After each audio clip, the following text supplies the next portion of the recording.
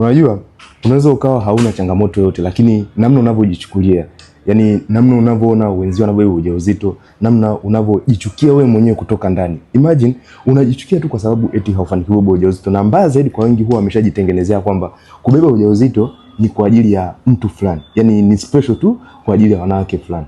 Kitu ambacho ndio hicho kinachokucheleweshea kubeba ujauzito. Haimaanishi kwamba eti kwa sababu unatafuta ujauzito ikashindikana, kubeba ujauzito sio kwa ajili yako, hapana. Ila tu ni wakati tu haujafika, lakini kwa sababu huenda haufuatilii, umechukulia tu kawaida na huo unaamini kwamba wakati wako utafika. Ni kweli hata wale ambao waliamini wakati wake utafika, alianza kwanza kufuatilia kwamba changamoto iko wapi, either ni kwa ajili ya matibabu au ni kwa ajili ya kuweka sawa kwenye swala zima la vipimo au ni kukutana na daktari wa uzazi. Na ndio maana yake sasa kupitia ile programu yetu ya huwa kuna utaratibu wa awali ambao huwa tunautoa kwa wale ambao wanatumia ujumbe WhatsApp, ninahitaji mwongozo.